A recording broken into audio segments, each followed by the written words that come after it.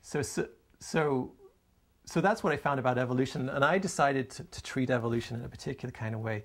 I thought, well, what happens if we just assume that all these ideas are true? So that they just represent different facets of this thing that we're calling evolution. We don't really know what evolution is, but we have these ideas about evolution.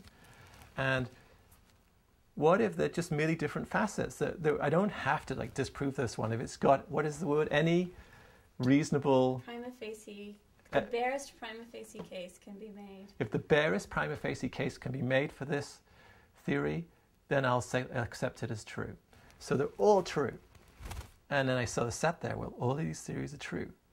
And that was the thing that enabled me to slowly start to see past all of the theories. So, and then one day I was going on, I sort of sitting with this, writing essays about it, and went on this hike, and all of a sudden I had this tremendous experience of actually being in evolution. So I became a part of evolution. Beyond all the theories, beyond all the thoughts about it, all of a sudden I saw it.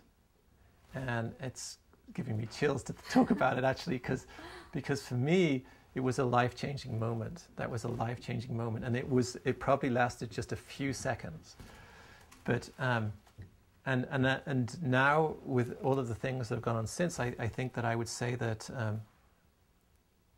calling it evolution isn't the right thing to do. I think that what I was really contacting at that moment was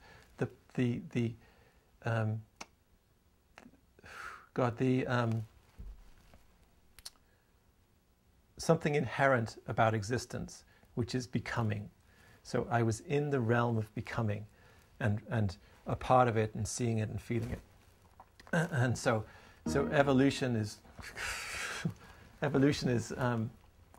a word that we've stuck it on an entire process that we see, but really the fundamental truth, the phenomena, whatever it's like in Goethe's terms, is becoming. This is what the universe is becoming. So and it was a tremendously powerful experience for me, and I realized that after this experience there was a lot. It's like I realize now it's like you're getting an information download. And if you sort of flip into another form of consciousness or knowing, you can get like a ton of information in a very small period of time. And I'm still unpacking the information that came from those few seconds. It's like I'm still finding the truth of it, and it's like a tremendous amount of information came in not in the form of information as we usually think about, in the form of sort of direct contact, direct knowing. So that there's a kind of power to that kind of knowing, which is not the kind of knowing that we generally think we use in modern science. But I don't think that actually, ultimately, there is any other kind of knowing, actually. So even in science, intuition, inspiration, insight is what makes modern science move forward. So it happens in modern science. It's just not acknowledged as a primary way of knowing.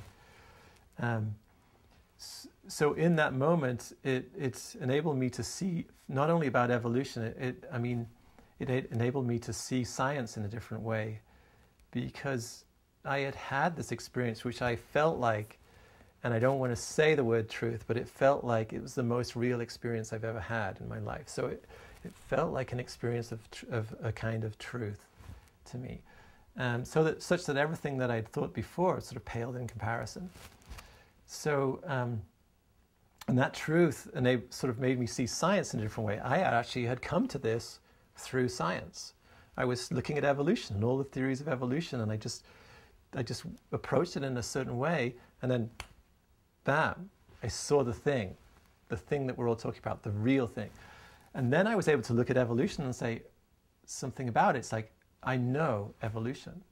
It was like, I know evolution in the way that no molecular biologist could ever know evolution unless he or she had an experience like this, of this kind of knowing.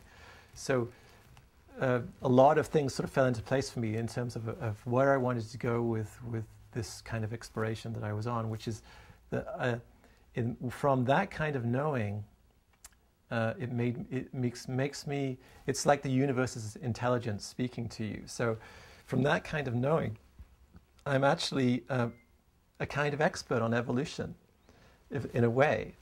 Not that I can talk about molecular biology or anything, but I probably could pick it up. But I'm a kind of expert in the way that a molecular biologist expert isn't, and never could be. And I realized that everybody could have that. So everybody could be a scientist. And that was my thing. It's like, oh, we're all under this thrall of science. We're all under this Western worldview. And because some of us are scientists and some of us aren't, and those of us that aren't usually look to scientists as experts. They're the people that the modern priests. They're telling us what's true, and but in reality, everyone can be a priest. Everyone has access to God, or everyone can be a scientist if they can have this kind of experience, this kind of contact. Then they become a knower, and they can be a knower in a scientific way, and then in another way.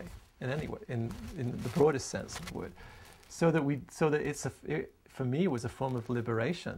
It was a liberation from a worldview that was holding me down, from keeping me limited, not enabling me to see this universe that we're in, this beautiful universe that we're in. So I came away from that experience wanting to be a liberator, wanting to liberate people from this worldview, wanting to help and facilitate other people to have their own versions of this experience, so that everyone can become a scientist, everyone can be a scientist, and then we don't have experts. Everybody's an expert at that point.